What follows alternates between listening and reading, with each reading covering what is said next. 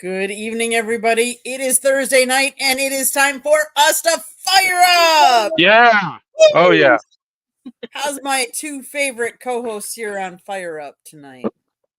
Fan friggin' tastic. I'm doing good. Great. I'm recharged, energized from my vacation. Had a great time at the Grove City in Erie. If you ever get a chance. Ralph, you just came back from some time off. Tell us a Yeah. little bit about what you did. Oh, we drove around to the Amish in Volant and then in PA, New Wilmington. And we went to Youngstown, Ohio. We like an Italian place down there called Jimmy's. And we got to check that out. Then we came back. It was only like a 35-minute drive from Grove City to Youngstown, Ohio. And then we said a prayer. My nephew died at one of the hospitals down there. So we said a prayer and then we came back. And we went to Erie for a couple of days. We stayed in Grove City because of the rates of the hotels in Erie were sky high. So we stayed in Grove City and drove to Erie and back. And we had a really good time. It was a great trip. We had a lot of fun. Went to the state park. I did some fishing down by the pier. And if you saw my post, I was reeling one in. And so it was a fun trip. We're going back in August for 2 weeks. So, and we're staying in Erie this time.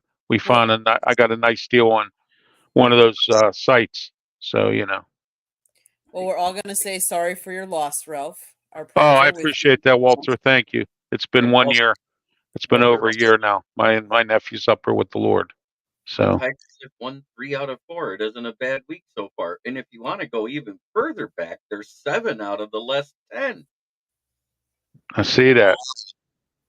So that's a pretty big, significant thing since the last time we talked 2 weeks ago. Because I was like, let's sell everybody and just rebuild.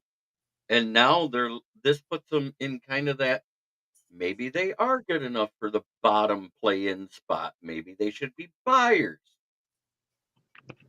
Well, the Pirates are in a situation where they need to start winning consistently. They'll take a series, and then they'll go into 2 or 3 games, lay an egg. They have to be more consistent. Derek Shelton has to manage his pitching better because it's Skeens. He pitched today. He pitched 7 innings. As soon as he got to 99 pitches, Shelton took him out. I thought he should have left him stay in there. The bullpen has been suspect for the Pirates for a while, and they're close to almost getting to 500. And we're going to find out what happens with the Pirates. The Pirates held on. They're playing my Brewers today, and they held on. You had no hit going into the 8th inning, and you pull them again, and so. But you had problems in the 8th inning. We had chances, but we couldn't score. And the 9th inning, you got shut us down. But we took 1 out of the 3, so I guess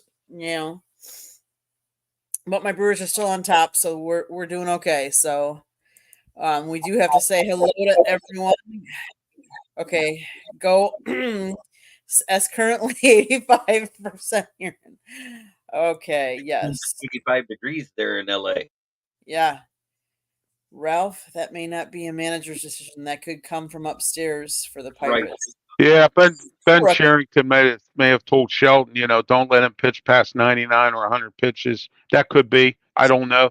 But them two, Ben Cherington and Derek Shelton, they are suspect because right now this is going into year number 5 of this regime, and they have done practically nothing, pretty much. And I'm hoping this year maybe we get to 500. I'd be satisfied with that as a Pirate fan and someone who talks about the Pirates all the time on my show. I have people that come on that cover them, and on Sports Corner, and so on. So but it's we'll see what they do. If they make 500, I'd be satisfied. I don't even care if they go to a wild card. They need to. If they can get to that 500 mark, that would satisfy me, and that would be a push up from last year. And that's a big thing. And hold the 500 mark. We're not talking about get there and then waiver and then get back there and then waiver again. Yeah, he did that. He don't have a Boston Red Sox payroll. You're exactly right, Walter. I agree with you on that. We have a bad owner who is just in it to make money. He doesn't care about the fans. He doesn't care if his team succeeds. He keeps coming up. He just stuck his foot in his mouth last week. He made some comments about something with management or something. Well, if you don't like your management, then why don't you do something about it and fire him? You know what I mean? Instead of sitting there making comments, you don't give the management enough money or payroll to make the decisions they need to make us a winning team. Then you keep saying every year we have a team to make a championship. You know what? You're full of more baloney than the sandwich itself. Mike Marsh here, baseball show. No, this is based off of the paper I write for, and Right. it's more of a well-rounded sports program. So if Yes, somebody it wants is. baseball, we'll talk baseball. We have And that's some what we're talking about. discuss in sports coming up, which Candy will be leading us shortly. And Candy, you'll love Mike Marsh because guess what? What? He's a Packers fan. Yay! Matt Henry is my resident Chicago Bears fan that pays attention to the show. And of course, there's Smoking Dad, the reason why I'm a Lions fan, who celebrated his 75th birthday yesterday. And I made sure every show we talked about it. Happy belated birthday, Ken. All right, Mike, you betcha. Go Pack, go. Love it, love it, love it. So this is not a baseball show. We talk, like Jeremy said, about all kinds of stuff. different sports, everything. So the title said On the Horizon. What I wanted to briefly talk about for a couple different things is, and I'll just briefly go over them now and we'll go into more depth, but the NBA signed a new media deal worth a lot of money. So we're going to talk a little bit about that. But the one thing that I really wanted to talk about was more on the horizon is the Olympics, because that doesn't happen every year. And so I think that's really exciting and something different. And yes, Walter, I did read that. We lost Monte Kiffin tonight. Rest in peace. Yeah. Rest in peace. Yes. Yes. Very good, excellent coach, class guy. His son is a coach at Ole Miss, and Nice. So. Hello, Ken. How are you? I said happy birthday to you, as I said last night, and also I want to thank you for your service to this country. It is time for my disclaimer that I do when those comments come up. Go ahead, put it up, and I'll say my disclaimer as everybody reads it. The disclaimer is, the views of Jeremy Ballroyd Jr. does not necessarily reflect the South Florida Tribune kneecap fighting with the Motor City Lions podcast page. That being said, I love it that I got a troll that took my picture and called himself Jeremy Ballroyd Jr. It's awesome. That is funny. That is funny. But Dad, would I cut David Montgomery to bring back Joyke Bell? Joyke Bell's been out of the league since 2016. No. Mike Marsh says I call BS, LOL. That is funny. That is funny. But Okay, let's see. With the Olympics, yes, I'm excited to see the track and field events, of course. Yeah. I'm excited to see the basketball team perform. What I'm not excited to see so far, I'm not excited to see our flag football team that couldn't even beat Japan, that didn't even have a team till 2 years ago. And that's whether it's flag football or tackling. Both teams have lost to Japan. 3 weeks ago, it was the flag football team losing 42-17. Just a couple days ago, the tackle football team lost 42-24. What is going on with American football that we can't put a good team to beat up on other countries when we created? I want to see if Katie Ledecky can continue her dominance in the pool. That's a good one. That is. Now, I want to see Simone Biles, to be honest with you. And Yeah. the rest of the gymnastics Candy, I was team. going to say that. I do want to talk a little bit. Jordan Childs, she was ready to quit gymnastics years ago, and she had been passed over for big assignments year after year due to her lack of consistency. The environment of gymnastics was toxic, and we all know that. But Simone Biles said, "I see you." And in 2019, she invited Jordan to relocate to Washington to Texas to join the gym that she owns, a safe place, a positive environment. When Jordan arrived, the first thing they worked on was not building her skills, but instead building her confidence. 2 years later, the two of them are both headed to the Olympics. That's awesome. I think that's cool, and I can't wait to see them.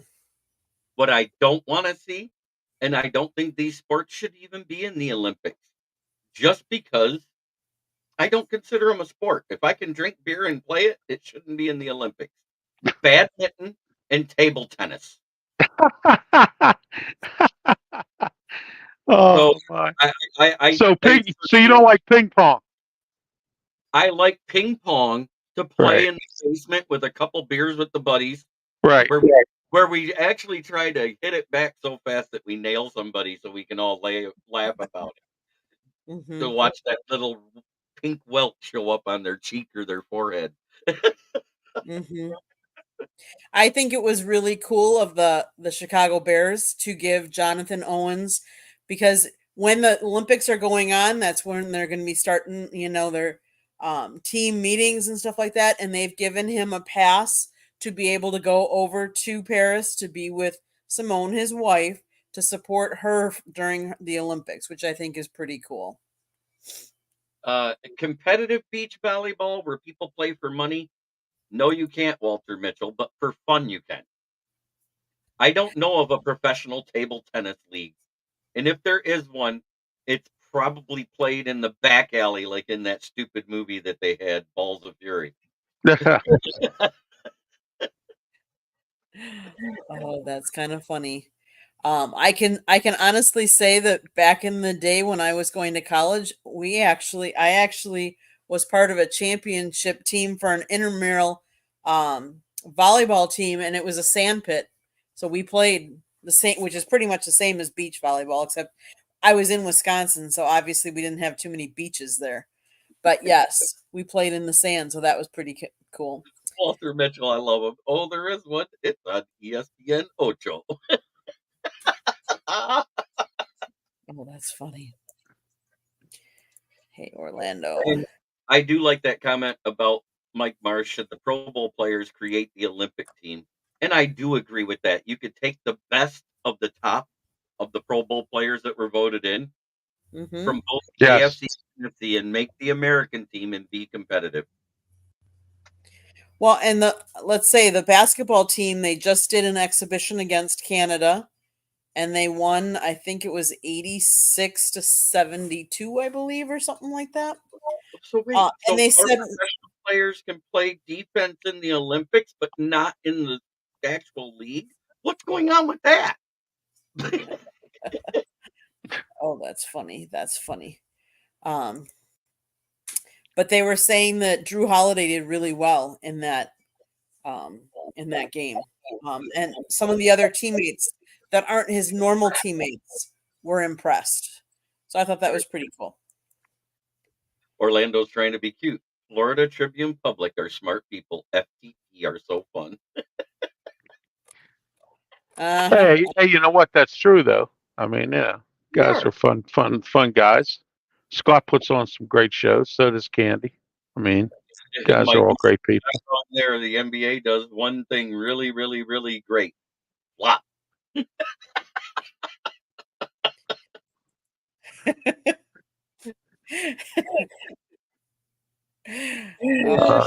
Bobby once, never again.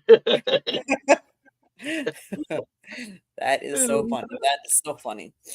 It was funny because Scott just ran Burgundy Day, just like Anchorman reading off the cue card. It's there. I read it. Mm-hmm. Oh, I know. Yep. And bad TV ratings, NBA. Yeah. Well, that's because the NBA is not what it used to be, Candy and Jeremy. It's just a bunch of showboating. You know, before you play defense, you had some close, tough games. Now it's just shooting. You got, what is it, 189 to 200 or whatever it is now. You know, I really don't even cover it that often unless the playoffs are rolling around. I'm starting to get into it a little bit, so when I come on national podcasts, I can talk about it a little bit better. but I really never got into it because I got tired of it after Jordan left. Look at our wonderful Detroit Pistons. They averaged 104.9 points per game, but they gave up 115.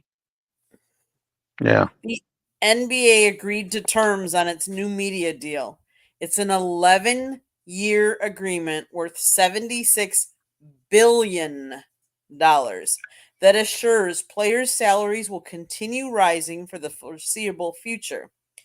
It also, I thought, was very interesting. The games will continue being aired on ESPN and ABC, and now some are going to go to NBC and, of course, Amazon Prime.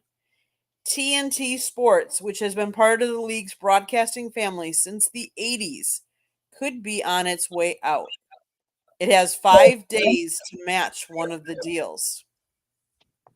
But it also says in the short term, the deal almost certainly means the league's salary cap will rise 10% annually, the maximum allowed by the terms of the most recent collective bargaining.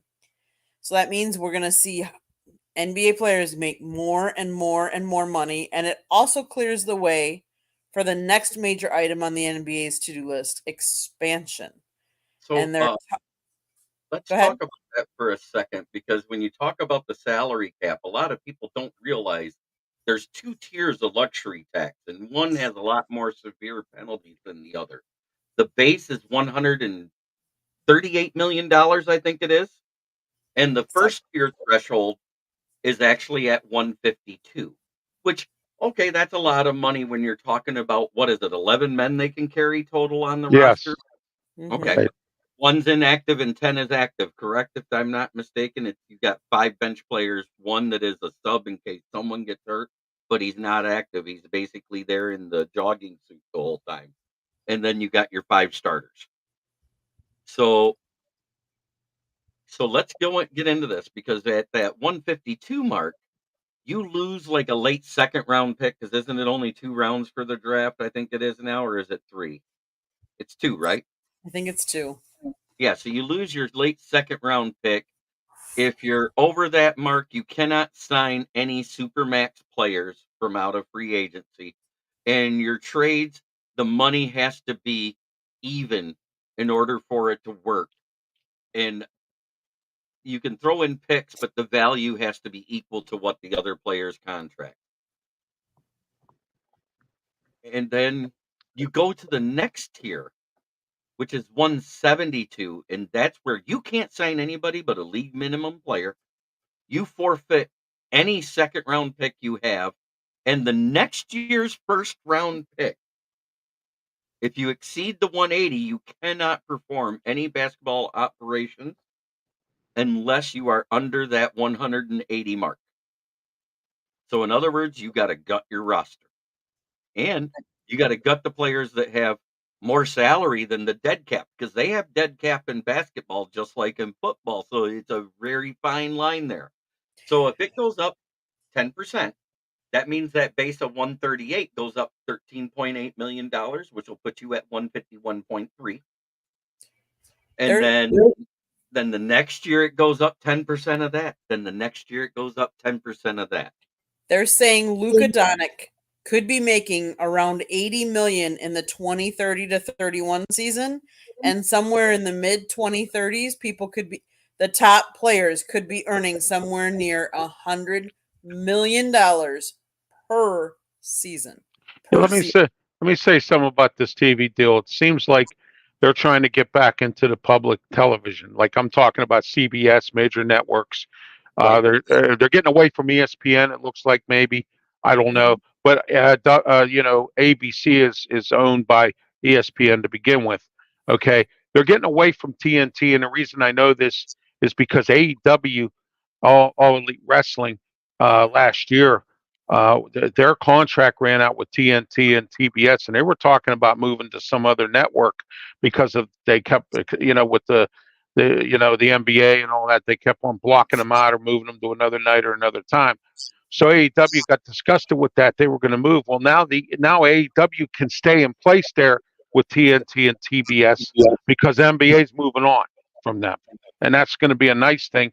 but it looks like they're going to be on the networks, NBC, CBS, ABC. If they are, that's going to be good for people who like to watch basketball that have a converter box and don't have cable or don't have any streaming service or anything like that. There are people out there like that. Yes, Dad, I didn't get a chance to answer because we were covering the subject of the salary cap stuff. Amazon and Peacock as well. I have Peacock. I don't have Amazon. But yes, the answer is Larry Bird. Yeah. But I think he got exec of the year, but I think the coach was somebody else, if I'm not mistaken. But it could have been coach of the year. I don't remember. I just don't remember him coaching. I remember him being the executive of the Indiana Pacers. And the reason why is he grew up there. 11 players, 172 million annually. That's worse than the QB market. They play a contact sport. NFL players are the most violent pro sport. I'm not sure about that. Hockey. I think hockey. I would say hockey. Yeah, hockey players are underpaid. I mean, you got guys making $700,000 that do better than some stars that get paid. So that's a very underpaid sport, and that's physical too. So there's fights, there's all kinds of stuff. Yep. Right now, it's 11 players that are active on your roster with one in the street clothes, like I said. The other 4 players are in your reserves. They're not even. No, they're not even. They may be there, but they're not even dressed. They're in street clothes, and there has to be some major injuries in order for any of those reserves to be able to make the active roster in a game. Michael, I agree with you. Hockey is nowhere near as violent as it was 20 years ago because they've really cut back on some of the fighting. So I do agree with that, but it is still more violent than football because let's face it, in football, you're using your body only, whereas in hockey, you do have a stick and your body. So you can use both and you can get hit by either. So And I was right. He did coach the Pacers, but he did get exec of the year a few years after he got out of coaching because he's been the exec for the Indiana Pacers ever since. I think he's about ready to retire, and they're looking for someone to fill his shoes. Okay, so here's one. Is anybody watching Copa America, the soccer? I can't. USA men's soccer. For shame, shame, shame. That's worse than the football. You lost to Uruguay on a penalty kick to get bounced. You got beat by Peru. Again, a country that has less population than California. Well, you know what, Jeremy? Our athletes got caught with their pants down because, I mean, it's just, it's crazy. Maybe they underestimated their team. They had to. Same bum coach that lost the World Cup for us with the same championship team we had the time before with the other coach. That coach retired, and we haven't been the same team since. Right. The reason why I bring it up is obviously there are some people. I mean, most of you that are our audience don't live in South Florida. South Florida is a hodgepodge, and we get a lot of different people.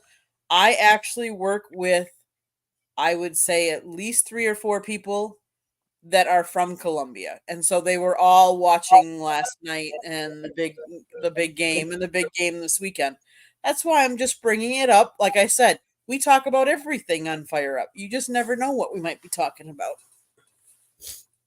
Hatter's house, Reggie Miller is his favorite UCLA fan. Hey, I have no problem with the Bruins, especially now that they're a part of the Big Ten instead of the 2-pack. I mean, Pac-12. I do want to say hello to RXJ. What's up, guys? Hi, Ralph. Hi, Candy. Hi, JB. Make sure we trying to get everybody, in the ship on the.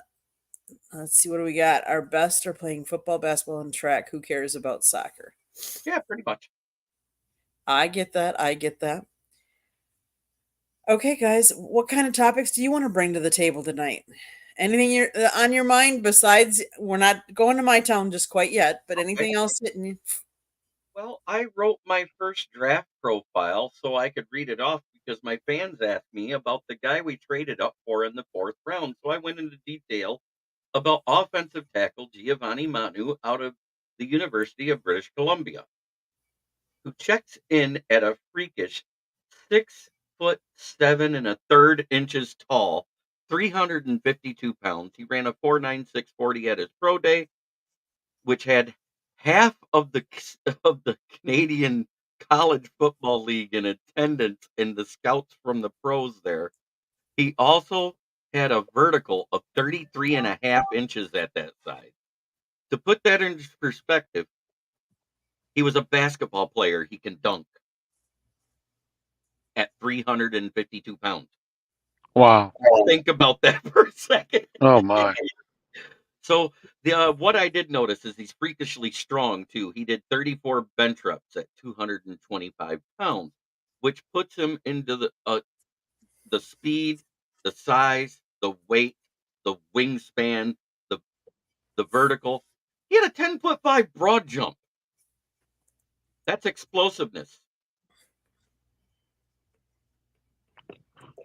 So this guy, when they converted all of his numbers from the Canadian College Football League Combine into RAS, which is Kent Platt, the math bombs score for relative athletic scores that a lot of GMs go by, it was a 9.65 out of 10, which means he is in the upper 85% of every tackle ever tested since 1996 when they started tracking the scores.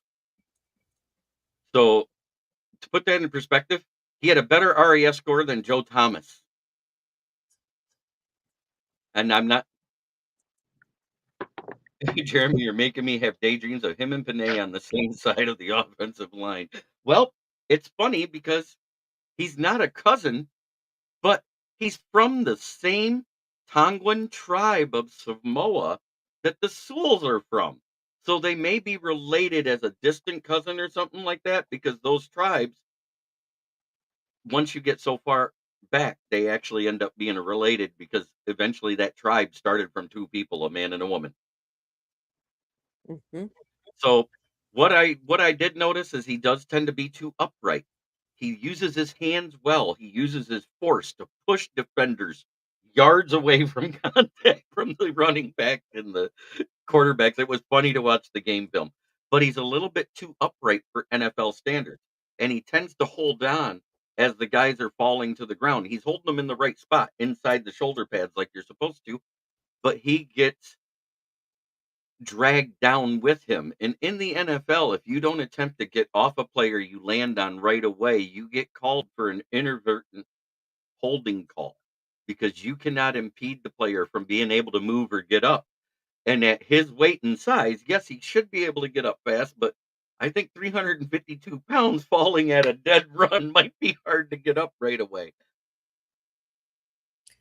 I agree. But with Hank Fraley and the job he's been doing with our offensive line and training, I think we could probably see him taking the field as soon as next year, if not the year after. But we will see him in preseason, because they want to see what he's got against NFL talent and elite speed and strength. You got a good coach there, Jeremy. Hank Fraley's from Pittsburgh. Well, went to Robert Morris University when Joe Walton was the coach there. So Hank Fraley is a great guy, good coach. I wish the And Steelers had him. at one time, he was one of the best centers in the league too, when Yeah. he played in Philly. Yes, he did. Mm-hmm. Let's see. That island is something else. Michigan Yeah, got RXJ said something about Skeens. We have a gem. Yes, let's hope we can keep him. He turned down a long-term contract with the Pirates before the off season, or during the off season. So we'll see what Skeens does or goes. You know, and as much as I hate to say it, Paul Skeens, the way he talks in interviews and something like that, he reminds me of Eastbound and Down, Kenny Powers, because that was the portrayal of a power pitcher that wasn't getting. Difference is he's actually in the pros. This guy couldn't get out of the minor league system in Eastbound and Down. But it was funny the way he talks. I was like, he goes, "Yep, I come in, I mow him down, I sit back down." It's stuff like that. When he says stuff like that, I just die. I was like, oh my God, it's Kenny Powers in real life.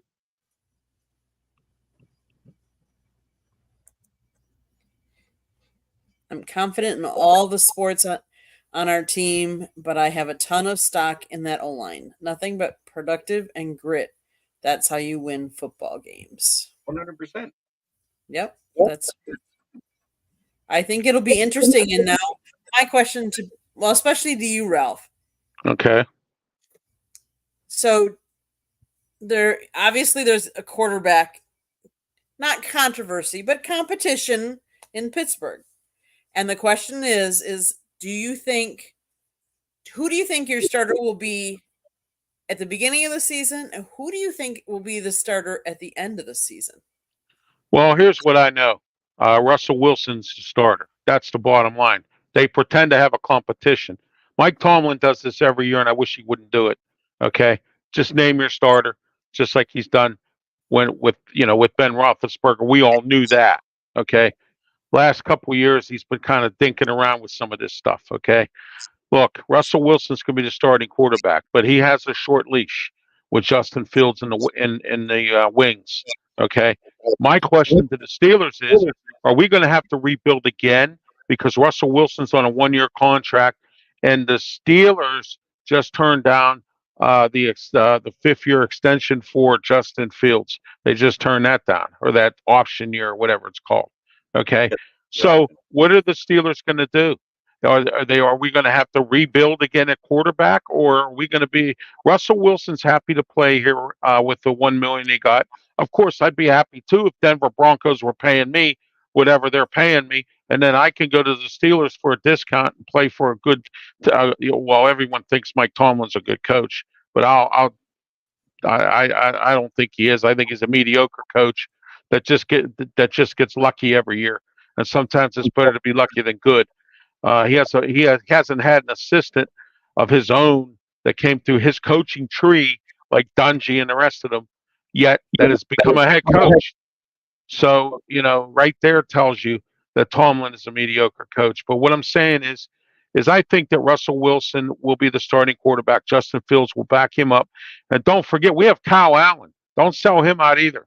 He backed up Josh Allen up in Buffalo and did a really good job. So, we have 3 decent quarterbacks that I think, my co-host on Sports Corner Smoking, Jim Frazier, he thinks the Steelers are going to the Super Bowl this year. And I told everybody that if the Steelers even make it to the Super Bowl, I will do all my shows naked. There you go, Orlando. Tune into RW Media on YouTube because thank you. Man boobies.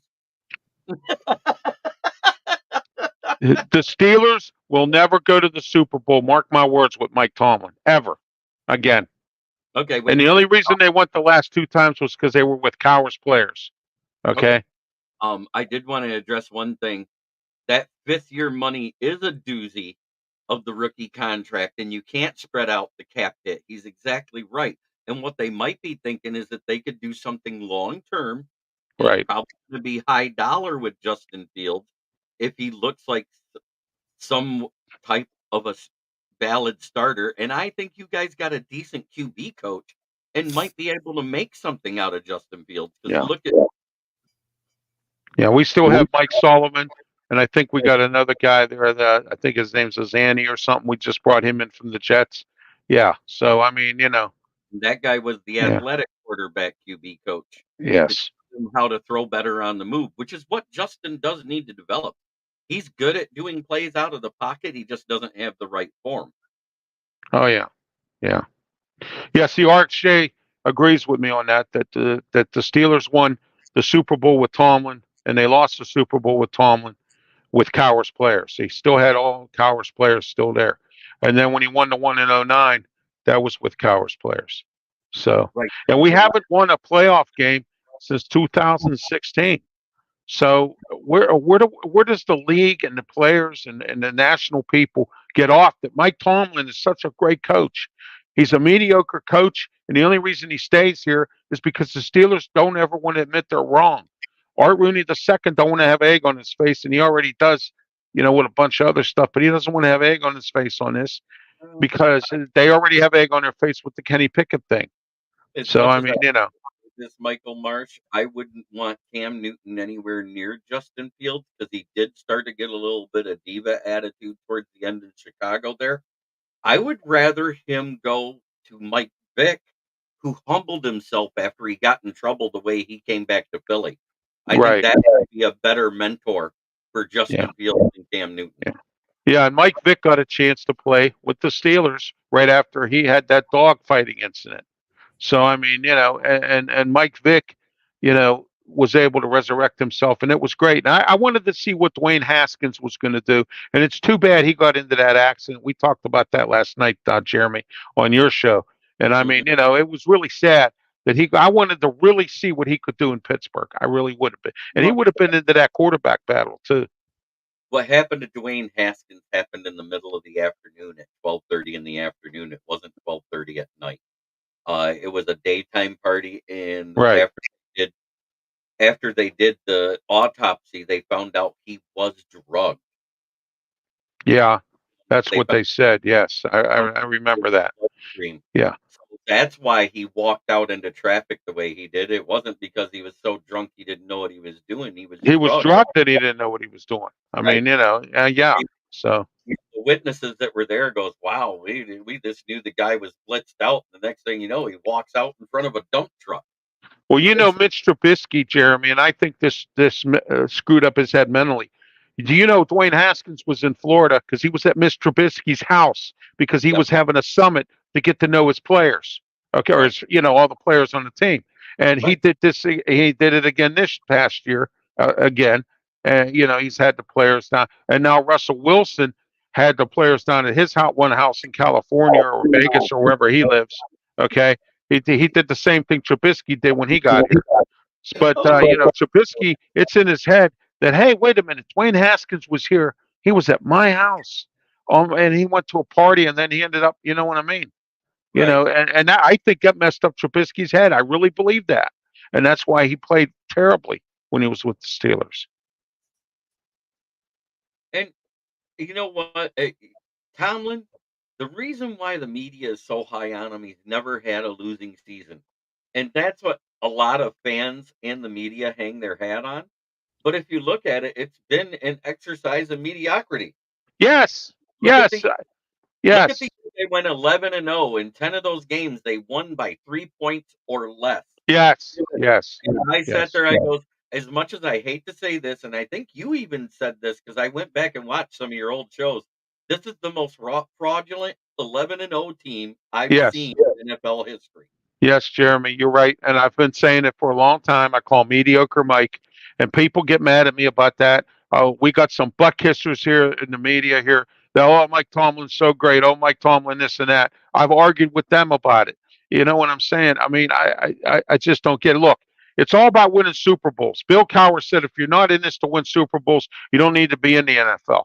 And that's what it's about. And he hasn't won any championships or playoff games since 2016. He hasn't had an assistant coach that he has under him that has ever been an NFL head coach, or they've all left and gone to college, or they're coaching high school, or they're doing some other things when they leave the Steelers. They don't become a head coach or make themselves better. Okay. Or they become a lesser assistant in the NFL. They go from offensive coordinator to like the assistant to the quarterback coach. Yeah, assistant to the assistant in the movie theater from Fast Times at Ridgemont High. Remember that one? You're the assistant to the assistant manager at the movie theater. You know, also known as Matt Canada. Yeah, exactly, Matt Canada. Yeah, that was. He's friends with him. His son Dino played for Maryland, and that's how him and Matt Canada became friends, and that's how Matt Canada got the job with the with the Steelers. Because don't forget, he was interim head coach down there at Maryland when Randy Edsall got fired, and he was the interim coach there, and Dino Tomlin was playing there. That's Mike Tomlin's kid, and so I'm surprised we didn't draft Dino Tomlin. Hey, you know what, Orlando? It's funny you say that because Shaq told Barkley that on TNT.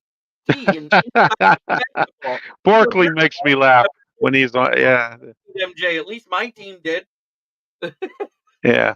Remember the year that they went to the championship? They knocked the Chicago Bulls out of the playoffs. Yes, they did. I That was remember those days. in three-peat when Jordan first came back, if I remember right. Isn't that right? After he came back from Yes. all that first year, Right. they made the playoffs but bounced out. And that Yes. was by Orlando Yes. in the best of 3, right? Or the best of 5 series. They had to win 3 because that's when it used to be 5, 7, and 7, right? Right. Right. See, folks, we talk about more than just baseball in this fire up show, and I'm fired up tonight because I'm rejuvenated from my vacation. Man, I had a great time, and I'm going back to Erie. I love Erie. I'm going back there. I love the fishing. I love the state park. I love it all. And So Mark didn't even have a comeback because there was no. nothing to come back from on that. Because he goes, I beat MJ with Penny Hardaway. That's like saying you beat him with Spud Webb. Oh yeah. Mm-hmm. But Candy, what's your take, real quick? 'Cause it's your Yeah, turn. Candy. I'm What's my sorry. what? We got into mediocre Mike Tomlin conversation here. Sorry, Candy. No, I agree.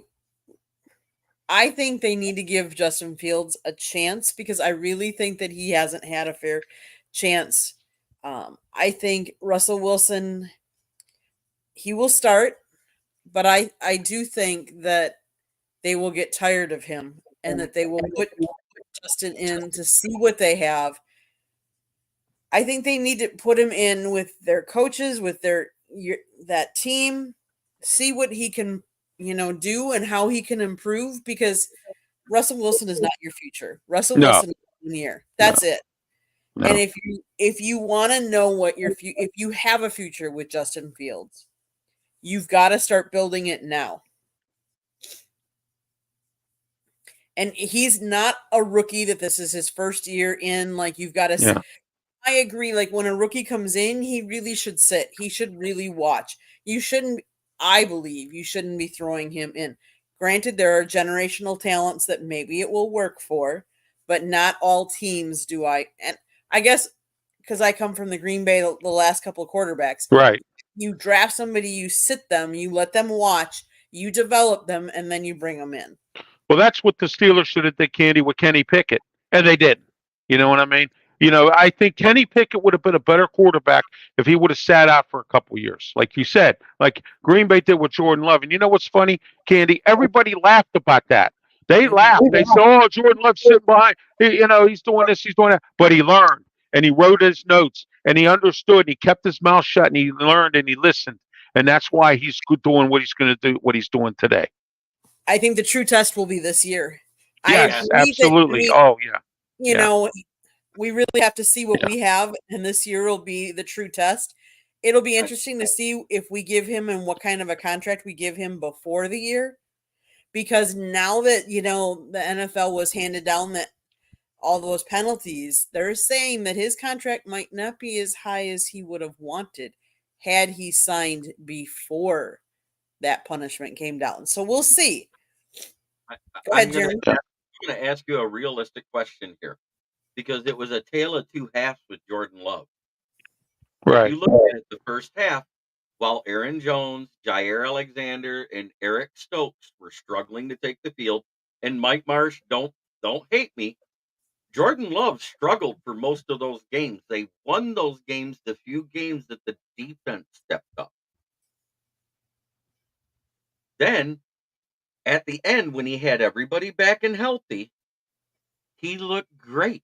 He had an 18-1 touchdown to interception ratio. He had a 103.9 rating, which was second highest in the league, only to Pat Mahomes. So I'm not saying it wasn't great, but it was only 7 games of a 17-game season that he looked like that. The other 10 games, he was mediocre at best. Right. Right. So that being said, with a full season of tape on him and they see what he does really well and that he can carve up a zone, so why not put everybody in man and shut him down? It seems funny. What did Detroit do at their secondary? They signed a man guy, they traded for a man guy, and they drafted two-man. A man guy, right? Yeah, that's the best way to play corner, Jeremy. Is man-to-man coverage and shut down corner. I am sick of hearing these other podcasters going, well, Brian Branch was the best nickel in the league last year. Yes, he was, but he was put there so he could develop as a defensive back, period, because we had a deep safety room at the time. CJGJ wasn't re-signed because, well, let's face it, he was a bum. He did stupid stuff, took stupid penalties, and cost us games. Tracy Walker, great tackler, great in the box safety. Not so good at coverage when you have 8 passes hit you in the hands and you drop all of them. Mm-hmm. And then I want to thank RXJ for the compliments. Thank you. yes. And then Kirby Joseph gets to go back because the reason why he was so good his rookie season, he played his natural position of free safety because Tracy Walker was hurt. So now he gets to go back there and play single high safety, playing center field and reading a quarterback's eyes, which is one of the things that he was touted about coming out of college. And I think it's crazy he played out of position and had just as many interceptions last year as he had his rookie year. So, Orlando, you're asking about the antitrust and the lawsuit. A Los Angeles jury ordered the NFL last month to pay $4.7 billion in damages and another $96 million in a class action lawsuit that accused the league of violating antitrust laws in distributing out-of-market Sunday afternoon games on the subscription service. The league could be liable for a total of $14.39 billion because of the triple damages are tripled. Yeah. They're making every team, Candy, pay $450 million. So that's every team. If that happens, yeah. Read to the very end of the article, it says, if that happens, but with the antitrust law that the NFL won with the EA Sports monopoly thing, it is less likely that the tripling happens. So if it stays at that 4.3? Yeah. If it stays there, it actually breaks down to 149 point whatever million dollars. So you know what that means? 1 year. 1 year only. The NFL owners don't get a profit. That's what it means. They don't. Not at all. No. So who gets that money? Anybody who was able to prove that they had when the ticket price went up, and I think it was well, the government. No, 30% of it stays with the lawyer firm. That's automatic on these class action lawsuits. Right. So what happens is if you contact the law firm and they have to put out a blanket email, so check your spam. That's where it goes, people. If you ever were a Sunday Ticket subscriber, you've got an email sitting in your spam box if you haven't deleted it already. And it'll say, did you have Sunday Ticket? You may be eligible for compensation. You'll have to move that to your primary bucket and then answer the questions and provide a picture of your receipt or your bill of lading from when you paid for your subscription to Sunday Ticket. Mm-hmm. And it's going to break down to $5,436 per household right now if nobody makes their claims. It's just for the ones that they had said have claimed it. Mm-hmm. What happened is Bally Sports went bankrupt, and they tried to shoot for enough money to take them out of bankruptcy from Xfinity and Charter, and they both said, kick rocks, we're not bailing you out.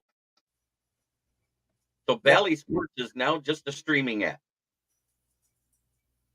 Mm-hmm. This is Dish Network. This is YouTube TV. This is everybody who has had the Sunday Ticket since 2006. Oh yeah, absolutely. And it's really sad that this happened this way, because somebody got greedy, and it's amazing that this lawsuit's even happening. And, I forget who said it here, it's going to be appealed in the Supreme Court. So it's going to be a while before they get their money on these lawsuits. People drag them out in court. Things like that happen legally. So it's going to be a while before they get their money, or even if they get it. And don't forget, if the NFL appeals it, it'll be another year. They Yes, have 90 exactly. days, Right. 90 days Right. to file an appeal after a decision's been made. So it was done in a civil court in LA, right? Yes. Mhm. Yep. Yes. Now it would have to go to the California State Supreme Court next because of the amount of money it is. It skips right over county and it goes straight to state. Yep. So then, if they have to appeal it again, it'll go up to the U.S. Supreme Court, and we know they'll throw them out. Half of them are Yeah. in the NFL's pocket. Right. Right. Yes, so the NFL literally can just push this off as long as they can, unless they just want to get it done. Because there's always that chance that if you push it to the state Supreme Court and they do their, I don't think it'll affect the cap. Because, No, like it's not going you to affect the cap at all. No. said, it doesn't triple. No. If it doesn't triple, it'll be 1 year of the owner's profits, is all the teams will lose. Yep. I agree. I agree. Yes, I had heard when Bally Sports folded, teams like the Brewers were given the option to void their contract. That is accurate. Absolutely 100%. Candy heard the same thing down there in South Florida about the Marlins and the teams down there in Florida. Yeah, Walter, they have to appeal because these owners are not going to pay this money. So I know they're beating up on Goodell to make sure that this gets appealed, because I can just tell you right now, these owners are not going to pay. Kraft's not going to do this. Rooney's not going to do this. None of these owners won't want any of this. Blank and all them other ones. None of the sole owners. Jerry Jones. You think Jerry Jones is going to want to fork out $450 million? No. That's where I was going. The sole owners won't do that. The conglomerate owners, like the ones that own multiple teams and multiple franchise and multiple sports, those guys don't have that big an issue because they're still making money somewhere else. Right. But like the people in Pittsburgh, Hollis, Sheila Hamp, Jerry Jones, Robert Kraft, the Hunt David family in Kansas City. I mean, you got a bunch of these owners that just know, and they have the power, Jeremy. They have the power with the commissioner. And like I said, they're probably burning up his phone now and saying, hey, look, you know what I mean? We got to get this done. Who's Green Bay owned by, Candy? Aren't they owned by some kind of conglomerate with a bunch of people? Is that accurate, or? They're owned by shareholders. They're owned by the city, right? Or the state there, or something like that. 1% of the city. Let's get it right. Yeah. Okay. Well, I that's why I'm asking, because I don't know. I mean, Gloria Estefan owns 5% of Miami. Okay. And that's every sports team in Miami. Smartest in Miami I ever heard of. She said there, I'm going to buy 5% stock in every sports franchise, professional wise, in the city of Miami. She just printed her money for the rest of her life. Yeah, of course David Tepper's not going to pay, because he's paying all these coaches that he fired. He don't want to pay for that. Oh, man. Matt Rule is still making money. Oh, absolutely. Absolutely.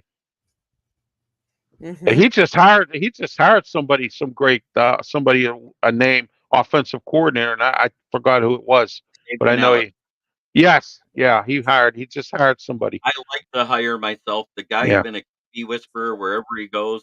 He made Geno Smith look relevant again. Yes, he did. Yes. Paid.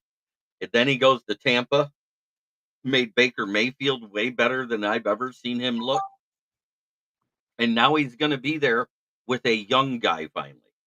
He's done that with guys in their second and third contract. Well, see, Bryce Young is another example of what we talked about earlier, Jeremy and Candy, about these quarterbacks who, you just throw them out there like they said to the Wolves or whatever. Bryce Young was another one. Frank Reich didn't, and Jim Caldwell, because Caldwell and Deuce Staley and all of them. I mean, he had a great coaching staff there. I just don't understand why they didn't win. Something went wrong there. And rushing Bryce Young into that fold, yeah. Justin Caldwell was passing game coordinator, and let's see, he's had Andrew Luck and Matt Stafford were the last two people he was passing game coordinator for. You know what the difference is between them and Bryce Young? 7 inches. Yeah, yeah. Bryce Young's a short guy, So okay, Candy, what do we got next? We're on. I think we're going to my town. Okay. So, Mr. Ralph, tell us what's going on in your town. Well, my town, everybody's talking about Paul Skeens because Paul Skeens is going to the All-Star game. We have Brian Reynolds also going to the All-Star game. Rumors are circulating that we're going to be trading Key Brian Hayes possibly. He got signed to a big contract. He's only good defensively. His bat stinks and he's hurt all the time. So, the rumors are going around that we may be trading him to get a bunch of players. We need some help with the bullpen. The bullpen, which was supposed to be our strength, is not looking good this year. And they've blown a lot of games. And as I mentioned earlier, Derek Shelton has made some bad decisions. So has Ben Cherington on a bunch of stuff. And I think this is being their number 5 year. I think next year, if they don't at least go 500 this year, I think they should be fired, both of them. And I think that this team needs to go out. Bob Nutting needs to either sell the team, but he says he's not. He's going to give it over to his daughters or whatever. I don't even know if they want this team. Mark Cuban offered him double of what he was asking for it. And he said it's not for sale. So, the Pirates will never be relevant as long as Bob Nutting is the owner. That's what's going on in my town. Okay, Jeremy. Well, it's a tale of two stories. There's two trade options available that Detroit could do. One means they're selling, and one means they're buying, in my opinion. If you trade away Tariq Skubal and get a haul of prospects and a couple of consistent bats, you're selling the season. He's our ace. He is the guy that 90% of the time shuts down another team's offense. Jack Flaherty, on the other hand, is a guy we signed as a 1-year rental. Yeah, Jack Flaherty. Yeah, he's been having a great season, but he's been inconsistent and he has had injury problems before. If they're going to get 1 or 2 bats out of Flaherty, and you can trade him away and get 2 consistent bats, they don't have to be all-stars. I'm just talking the guys that hit above 260. If you can do that, which is almost the league average now that the offenses are coming up, you get rid of Flaherty, you get 2 bats that bat above 260, and now you're putting yourself with enough offense to protect the power hitters that are hitting in front and behind them in the lineup. Keep Skubal, trade Flaherty, and make this team good enough to push for the playoff spot. That's my opinion, because consistent bats is what's needed in front and behind. Gio Urshela is a great leadoff guy. He's batting above 260. You get another bat to put in the second spot that hits above 260. And then you get a guy to bat 6th, right behind the power guys at 3, 4, and 5 that hits 260 to start off the back end of the rotation in the batting order. So I have a little bit 2 small things. One, I'm going to rant a little bit. The Milwaukee Brewers are having a really good year, and nobody expected it. No. They are top of their division, and yet they only have 2 representatives in the All-Star game. The Phillies, granted, are having a great year too, but they have 7. How can there be such a disparity between 2 teams that are on the top? I would understand if the Brewers were last in their division. Yes, Mr. Jeremy? Because the All-Star game is a popularity vote. Philadelphia has 10 It's just like the presidential election. You have the electoral college, that does that, and then they call it the popular vote when we vote. You know what I mean? So it's the same thing in Major League Baseball. They tell fans to vote their favorite players, and so Philly just voted more, or whatever. But there's politics involved in this too, Candy. It's not just the fans. There is also coaches and players do too. And right, the fan voting is 80% of it. That's what it comes down to. All the early All-Star ballots that have been announced is due to the fan voting. Right. What happens now is the coaches and the players vote, and that's when you get your alternates in. because sometimes there's some of those guys that don't want to play in the All-Star game because if they don't have an All-Star bonus in their contract, why should they? They can have the time off just like every other guy that sits at home. off Right, the but rest they've of the already announced them too at this point because isn't the game like Tuesday night or something? It's coming up real soon. Yeah, I believe it is, and I have to compete with it with Sports Corner, so maybe I should move it to another night. But Mitchell asked you the know, question: do we have some indecent photos of Javi Baez? He needs to go. I have a suggestion that we could do, and I think it would work because there's a player languishing on a bottom feeder in the NL Central right now, which is the St. Louis Cardinals.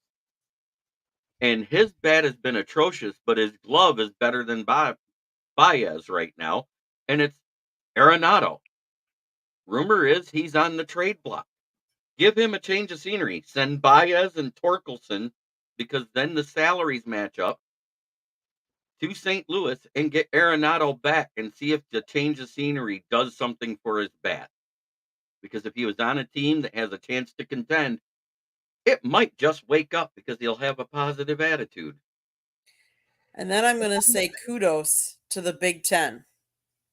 The Big Ten have the most representation over in the Olympics than any other conference with 116 athletes.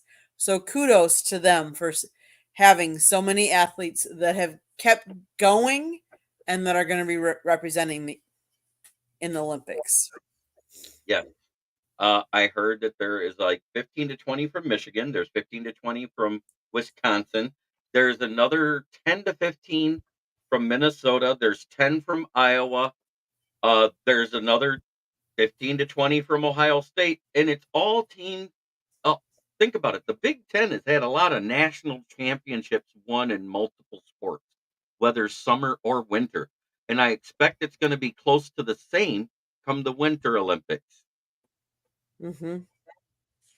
Awesome. Anything else you guys want to talk about tonight before we go? well, Joey Chestnut won another hot dog eating contest, and he didn't need Nathan's. So he won that military one that he participated in, and he gave some money to the military as well. And I'm happy that he was able to do that instead of Nathan's and what they pulled on him. So Well, once he got a sponsor away from Nathan's and Hebrew Nationals and everything, because he used to be sponsored by both of them right. at one time. Once he went away from them and didn't renew his contract, and he went to it. The rumor is that it's a vegan hot dog company. It is. So, it is. and that is what Yeah, they're they do have vegan hot dogs. Yes. but it's a vegan hot dog company that he's sponsored by now, and that's what they're upset about because Correct. that is their competition. And if anybody knows anything about these vegan processing plants, they actually put more CO2 in the air than any farm or cow with methane or anything else. That's whether it's pleather, that's whether it's food or anything else because of the process it takes to make it taste edible. Oh, I understand that, Walter. But that is why Nathan's and Hebrew National got mad, and he will not be at any of the meat-filled hot dog contests because they run them all. Right. Correct. Well, guys, it's been a great show. Let's go around Yes, it and has. tell everybody how they can get a hold of you. Ralph, let's start with you. How can people see you, watch you, support you? Well, you can start off with Facebook, YouTube, Twitch, and Twitter X platforms. This is where all my shows are on. Also, I have my own YouTube channel, Ralph Williams RW Media. Check out all my shows. I have multiple shows on there, and I'm starting up a Wrestle Talk show on TV, PCTV here in Pittsburgh, starting real soon. I have to work out some things with them, and that's getting ready to happen. And in August, we're going live with Sports Corner TV on PCTV in Allegheny County, Pittsburgh area. And I'm also getting ready to work on an internet radio station called Mix LR. I'm getting ready to get on there with some stuff. And I'm getting ready to get my own Roku channel and also on Spotify. So I'm moving up, as the Jeffersons say, I'm moving on up.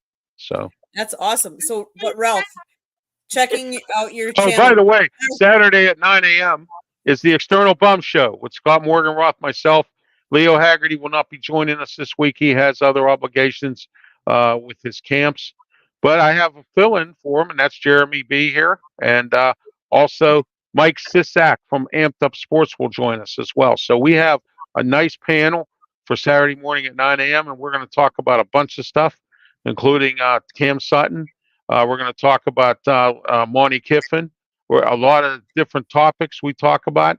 And the best one part of them all is at the beginning of the show, we talk about our bum that we all have for the show. Maybe someday you'll come on, Candy, and you'll have a bum to bring with you on the show. It's just There like we bringing go. a child to work day. Bring a bum to the show, you know. Sounds It's like a bring plan. kid to work day without 9 a.m. I'm sorry, Jeremy. It's like bring a kid to work day without the kid. Without the kid, yeah, but this is a bum. So, you know. So you But, said 9 a.m. Saturday? Is that 9 a.m. Eastern? Saturday, Eastern time, YouTube, Facebook, Twitch, and Twitter X platforms. So, Okay. Eric Dalton said vegan hot dogs, what you eat when the dumpster is empty. Hey, Hebrew National makes good hot dogs. They used to sell them. They sell them at Heinz Field or Acrisure Stadium, and I've had them, and they're very good hot dogs. They're not bad. Also, Mitchell says, but they're paying him more than he was getting from Nathan's. That's Nathan's, easy. yeah. Charge $22 for a 6-pack of hot dog. Okay, Mr. Jeremy, how can people see you and support you? Well, of course, you can find me right here on Fire Up, occasionally on Inside the Pigskin on the South Florida Tribune channel, right here on YouTube. You can also find me on the SouthFloridaTribune.com, where you can see my writings, or maybe go and buy some merchandise from the SouthFloridaTribune.com store. Then you can find And me that's coming up soon here. Yep. And then you can also find me on my channel, which is Kneecap Biting with the Motor City Lions, where I am live 9 times a week now. Holy smokes. I do Monday through Friday at noon to 1 p.m. with Lions Talk with Smoke and Jeremy B. I have Monday, which is the NFL mashup between me and Leonard talking about the Giants and the Lions together. Then I have the NFL Roundtable Talks where you've seen Mike Marsh in the comments all night. He actually is one of the guests on the show to talk football with me. And we also have Mike Johnson, who's a Vikings fan. We have Jordan. We call him Jordan Edelman because he looks like Edelman, but he's 6'4", so we know that's not his illegitimate father. But it's fun. But he's a Patriots guy. Then, of course, we got Will, the Panthers guy. We got Ralph Williams, the Steelers guy. And occasionally we'll have Robert Scope. Maybe one day we'll have Candy or Scott in there. Who knows? But the Sports Exchange is usually going about the same time. So that's kind of hard to do. And then Friday is the Lions Fan Cave Chat. And now Sunday, we're debating on doing something different until the season starts because Leonard's been working a lot and that's his day off. So we're thinking about doing a football tailgate cooking type of party where we talk about food. And Leonard's actually going to do it live right from his Blackstone grill in the backyard. Ah, there you go. There you go. That was a lot to say.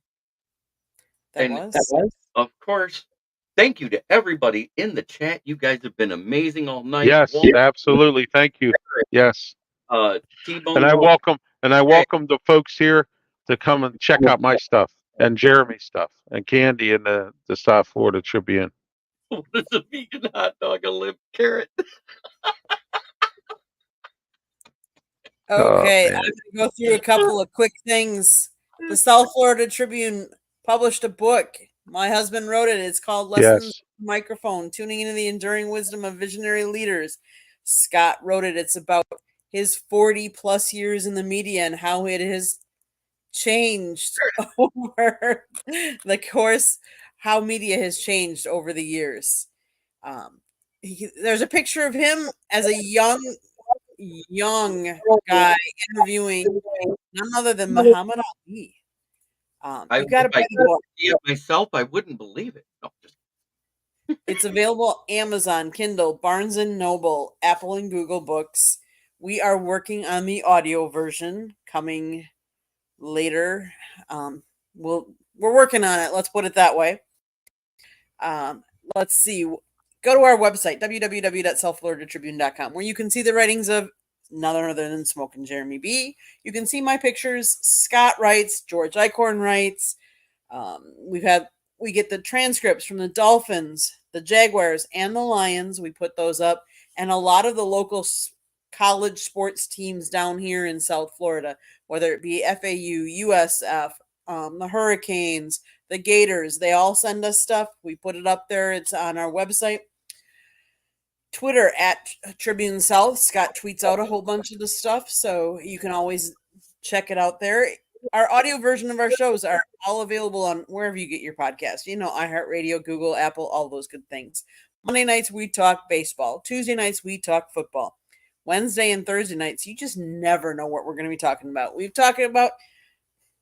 Let's face it, we've talked about cornhole. We've talked about, let's see, what else have we talked about? We've talked about the hot dog eating contest. We've talked about NFL, NHL, NBA. Have you talked about bowling? Not yet. I think, Not yes, yet. we have. Yes. Oh, you have talked about bowling? All right. I said it was another one of those sports you can drink beer while playing. But anyways, I do want to say we also have talked about child development in sports with that young man from Vegas. Yes.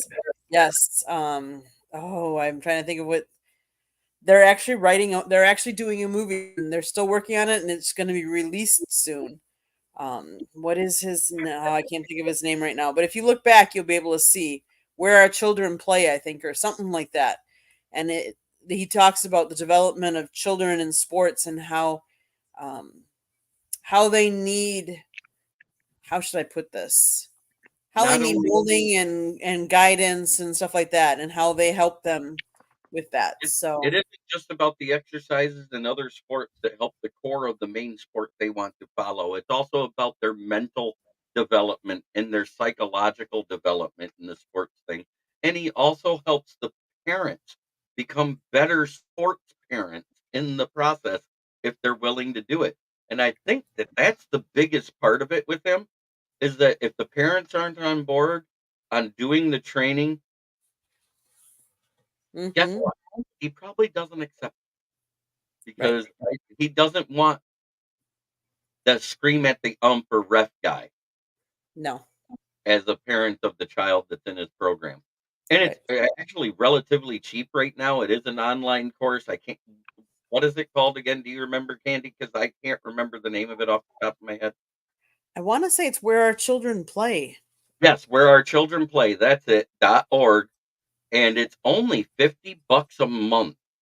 And for that type of training, whether online or in person, is amazing. And what he wants to do with the online training is eventually get it to where he can branch out and open community centers across the country and around the world. Right. Exactly. Where was I? Oh, Wednesday nights, Scott does a one-on-one interview show. It's on nofilter.net. Go check it out. You never know who he's going to have on there. He had, I think his name was Chip Tarkenton this last week. So, he's trying to work on getting Fran Tarkenton maybe at some point. You never know. But he's also working on some other big fish. And I won't divulge any of those details, but you can go to nofilter.net. Yes, you do have to sign up for it, but there is no cost for our show. Trying to think what else, if I've missed anything. I caught the website, caught Scott's books. Oh, if you see that red subscribe button, subscribe, share us, like us, share us with all your friends. Anybody that you think would benefit or like or enjoy our broadcast, definitely share it with other people. And again, I have said this numerous times. We have a plethora of people that come on and help our network. Please go out there and support them as well, because they're supporting us. We want you to support them as well. So whether it be Ralph, whether it be Smoking Jeremy B, there's numerous other people. I won't go into all of them, but if you see them on there, that most of them put or say that where you can find them, go check them out as well, because like I said, without them, we wouldn't be here either, because otherwise it would just be me talking. And let's face it, no one wants to listen to just me talking. So, Jeremy, you want to end us like you always do? Yes, of course. Try every day to be a better person than you were the day before. It's the only way you can make the world a better place. It starts right here. It starts within you. Your attitude and how you react to situations out of your control is how you make this world a better place. Much love to everybody in the chat. Thank you so much for all the guys watching on Kneecap Biting. Make sure you go over there and check on the South Florida Tribune. And if you like hearing about other teams, because I like this know thy enemy concept I have, I subscribe to a lot of teams podcasts because it's a good way to get news you don't normally hear in the mainstream media. Because there's some things that are only said behind closed doors and they don't come out until one of us people actually say it. But Exactly. check out Ralph at rwmedia.org because he has some great stuff at Ralph RW Media YouTube channel. South Florida Tribune, they have some amazing stuff, and we cover mostly sports. Occasionally, we might get into something off topic about sports, but hey, that's okay. Hot dog One eating more, is considered a sport because I can't do that many of them. Nope. one more thing I forgot to plug. I forgot to plug the girls' show. Tuesday nights, 7:30. You can find me almost always, on Chicks and Salsa or Three Chicks and a Podcast. And rumor has it I might be back next week again. Oh, We wow. didn't get to finish all of our topics in time. No, we didn't. That's the one thing I will say. Sometimes we can get a little long-winded about certain topics, but that's not a bad thing. So come check all of us out. Have a wonderful week. Have a good one. Thanks, everybody.